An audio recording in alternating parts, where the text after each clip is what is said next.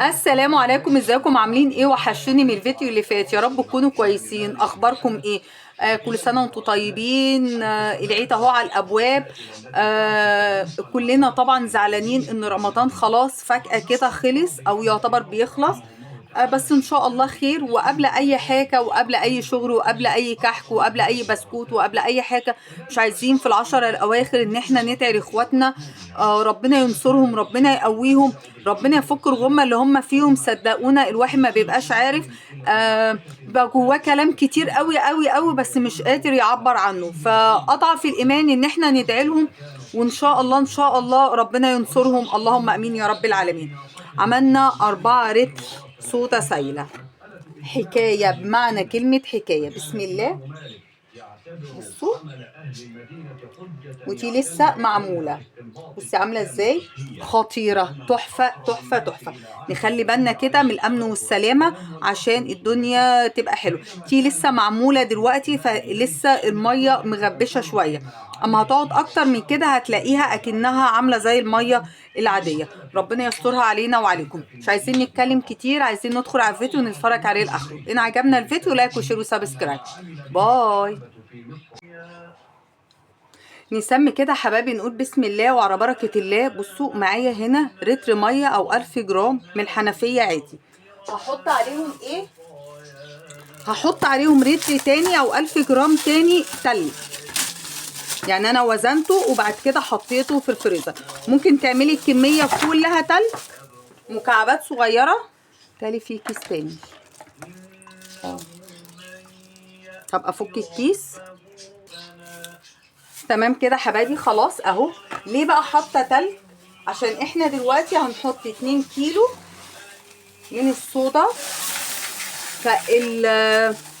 الابخره اللي هتطلع تقل معانا شويه. بصوا انا حطاه في كذا علبه وفي كذا كيس، يعني حاطه كذا كيس وحطاه جوه علبه، والعلبه بقفلها كويس جدا، وبعد كمان ما بقفلها بربطها في كيس. ليه كل دوت؟ عشان الصودا بتحب الرطوبه.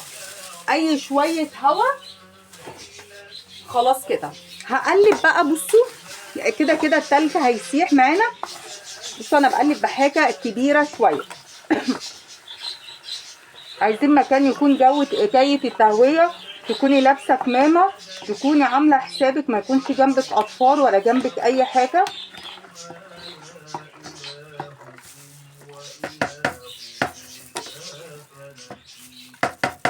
بصوا هعمل ايه. اهم حاجه انا عايزه حاجه بغطا كده، وهقفلها وهسيبها. كل شويه هديها بس تقليبه، بس بقفله ليه؟ عشان الصودا لو سبتيها متعريه هتفقد القيمه بتاعتها. بصوا انا بعمل ايه. علبه محكمه الغلق، وكمان بقفلها بكيس عشان الصودا ما تبصي، وكمان ما حدش يمد ايده فيها. طبعا تكوني لابسه جوانتي وتكوني لابسه كمامه. بلاش تعملي زي ما احنا بنعمل. احنا بنشتغل كده وبنرمي توكلنا على اللي خلقنا، بس صدقيني ده غلط. يعني انا لما بلبس كمامه ما ببقاش عارفه اتكلم معاكم، فما بلبسهاش بس عشان تسمعوني. لكن انتي يعني البسي كمامه اضمن لك. هنسيبها بقى كده تطوب خالص وتبرد خالص، ونرجع مع بعض نشوف هنعمل ايه. بصوا حبايبي خلاص اهي دابت معانا. ماشي. اللي فوق الوش دوت كيس كان مطرح التلج، فما فيش اي مشكله. لو حسيتي ان الدنيا معاكي فوق كده فيه زي لون ابيض او حاجه، ما تقلقيش وتقولي ان الصودا بتاعتك مش كويسه. بالعكس لا دي الصودا حلوه. طبعا هتكون سخنه معاكي بس هتستني لما يبرد خالص.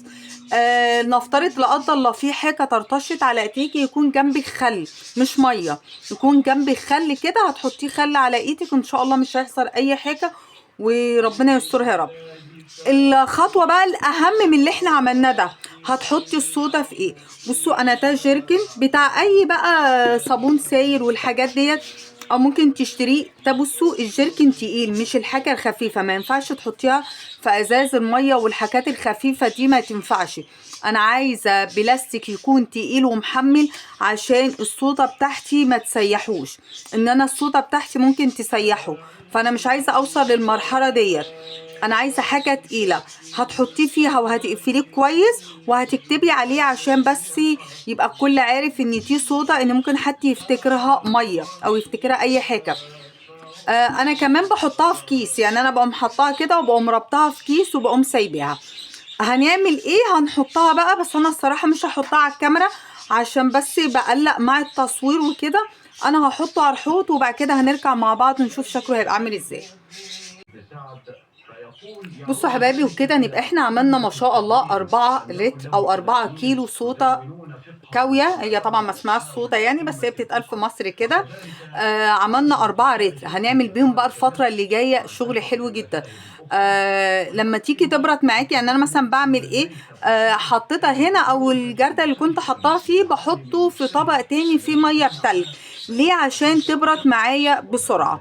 خلاص عشان التصوير انت ممكن تعملي كده، او ممكن تسيبيها بقى تبرد براحتها، مفيش اي مشكله. هنعمل بيها ان شاء الله الفتره اللي جايه، هنعمل بيها شغل حلو جدا.